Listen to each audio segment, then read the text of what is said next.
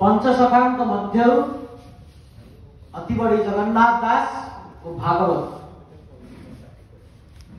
ताकू टिके परिवर्तन करी अति बड़ी जगन्नाथ दास ओडिया अस्मिता एवं ओडिया भागवत या विषय रे 10 मिनिट की ताकू कम समय रे मु किछि उदाहरण मात्र देबी। कारण जगन्नाथ दास जड़े कवि भाव में प्रसिद्धि है आम समस्ते जमती कहते बलराम दास एडे बड़ रामायण लिखिले किंतु समस्ते प्राय लक्ष्मी पुराण मन रखिले घर घर अंत लक्ष्मी पुराण लोक पढ़िले। सारला दास एते कथा लिखिछन सारला दास भी रामायण लिखिछन किंतु केवल लोक माने महाभारत को मन रखिले। अच्युतानंद दास मध्य लिखिछन्ति किंतु हरिवंश को आम प्राय तो भूली गले। जगन्नाथ दास मध्य सेमती लिखिछन्ति किंतु घरे घरे से केवल भागवत पाई परिचित। से भागवत पाई परिचित एथि पाई हेले कारण से बुझी पारिथिले कि एई भागवत द्वारा से ओडियार जनर मनर कथा को तार संस्कृति तार साहित्य को तार समाज को गोटे मूल रूप दे गोटे सांस्कृतिक आधार को नहीं सही समय सामाजिक उपस्थापना को मिसई गोटे एभया ग्रंथ सृष्टि कले जहाँ की आज को 5 वर्ष हो गले मध्य एटा कहिबार अत्युक्ति हब नाही कि ओडिया जातिर संस्कृति होची भागवत संस्कृति ओडिया जातिर परंपरा होची भागवत परंपरा आ ओडिया जातिर अस्मिता होची भागवत। याकू जगन्नाथ दास कौन कले जेते बेले जाति सबु बेले कोनोसी व्यक्ति को खोजिछि निज को उत्साहित करबा पई निजर मार्गदर्शन करबा पई गोटे जुग वाला पंचसखांकर जुग तांको जुग सरी आसला रीति जुग आरंभ होइतला से माने चाहिथिले पंचसखांकु मार्गदर्शन पई एई पंचसखा एवं रीति जुग कवि मानंकु मार्गदर्शक करी फकीर मोहन मधुसूदन दास संग्राम कले गोटे ओडिया भाषा भित्तिक राज्य गठन करबा पई आउ सेई उपेंद्र भंज सेई मधुसूदन कार्य को आउ समस्त कार्य को नहीं आज आम ओडिया भाषा को सांस्कृतिक मर्यादा दे तेणु आधार सेठी अछि। सारला दास पंचसखा रीतिजुगीय कवि एमानंकु दीर्घ 5 वर्षर जो परंपरा चली आसी से परंपरा रे ओडिया जातिर अस्मिता समय समय रे प्लावित होई चली। तेणु एई जगन्नाथ दास ओडिया अस्मिता पाई कौन करे जे कहबो से भागवत तो कहि वेद व्यास लिखिचंती एथरे आंकर पांडित्य कौन कहानी कहला कि तांकर मां को जेते बेले सुनिबा को दिया गला नाही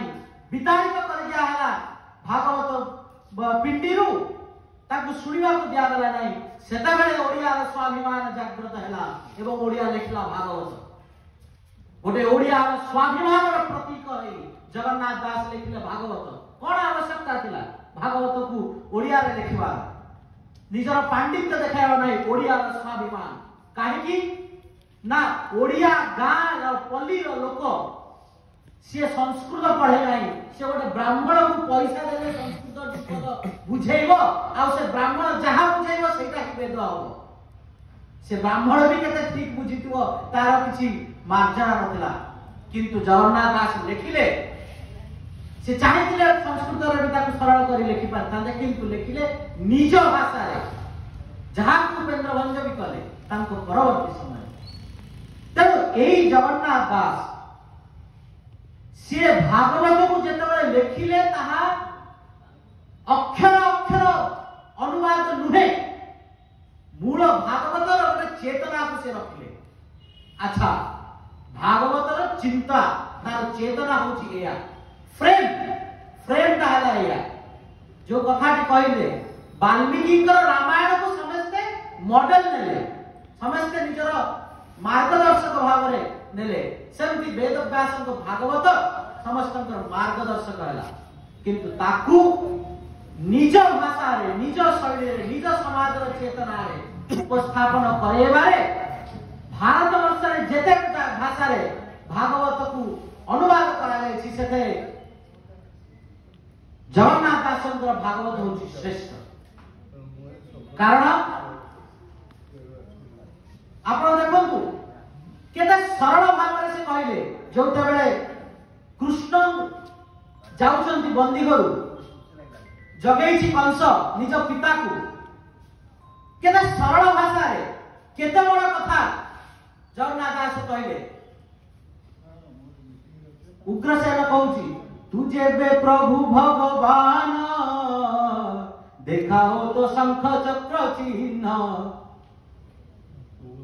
उग्रसेन कहूछि तुम्हें जदि भगवान ताले देखाओ तुमर शंख चक्र चिन्ह छोटिया कॉन्सेप्ट आमे कहूछु कोन यांक देह नरक देह नारायण आछंती बा नारायण नर देह रे आछंती गोटिए वाक्य तुझे रे प्रभु भगवान देखाओ तो शंख चक्र चिन्ह एटा किए कहि परिबो जड़े भक्त ही कहि परिबो तेणु से भक्तर महत्व को प्रतिपादित करिसंती जगन्नाथ दास आगु को आसीबी घरे घरे जगन्नाथ दास भागवत पढ़ंतु बा न पढ़ंतु घरे घरे जगन्नाथ दास भागवत रहउतला जदि संपूर्ण भागवत नहीं तो अंतत 21 अध्याय रहउतला बसिचंती एटी विशिष्ट पंडित माने 21 अध्याय काहे रहउतला कारण जदि आप जगन्नाथ दास 21 अध्याय अध्ययन करिवे गोटे संपूर्ण सारांश जीवन दर्शन सारांश आपण अति सरल भाव रे अपाठुआठु नहीं कि पंडित पर्यंत ताकु विश्लेषण करला होया सरल भाव रे लिखि दैचंती जगन्नाथ दास तीनोटी कथा लिखिचंती 21 अध्याय तीनोटी जिंस श्री कृष्ण लीलार परिसमाप्ति मूल कॉन्सेप्ट रे से आज सेही जिंसटे को रखिले कोन देखिले कली भिआई निज वंशे संघारी विश्रमी विशेषे से कुल रूपी भगवान जानई सकल विधान खेलाई माया मय कल्पे से प्रभु डरे ब्रह्म सापे कुल विनाश हेतु करी अबनी भारा देले हरे अबनीर भार को हरि देले सही कहानी मंदोदरीर साप को सही कहानी को एकदम सरल भाव रे बुझेई देले तापर आसला भक्त किए भक्त केमिति हबो तीनोटी प्रकारर भक्त मध्यम भक्त उत्तम भक्त एवं प्रकृत भक्त एही कथाटी कहबी मु मोर शेष करी कोन कहले किए उत्तम भक्त किए सकल देहे नारायण बसंती अनादि कारण से नारायण देह गते बसंती भाव अनुमति ए भावे दृढ़ जार मन से प्राणी भक्त उत्तम बुझेबारे किछि नाही जिए जानिला कि सकल देहरे नारायण असंती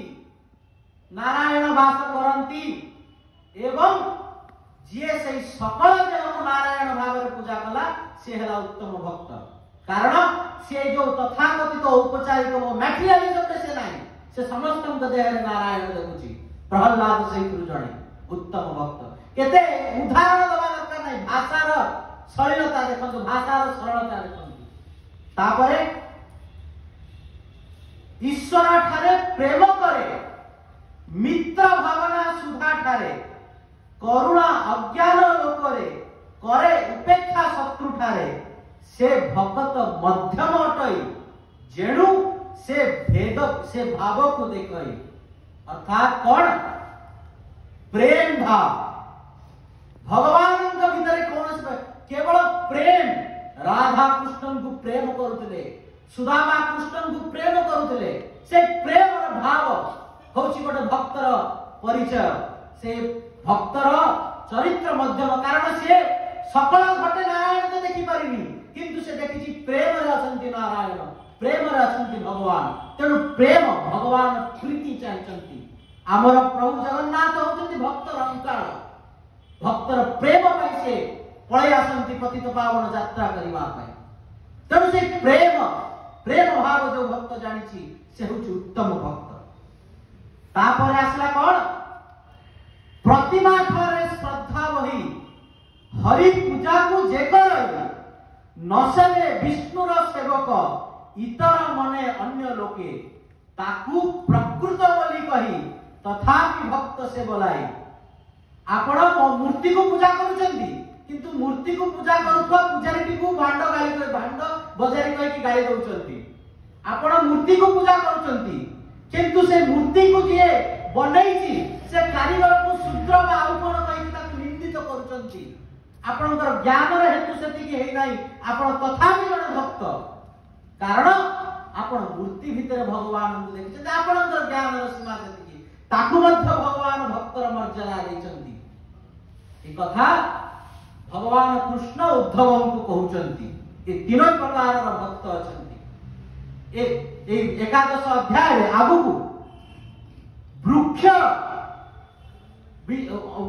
उदाहरण नहीं केमिति जीवन और मृत्यु तार वर्णना सरल भाव गोटे लाइन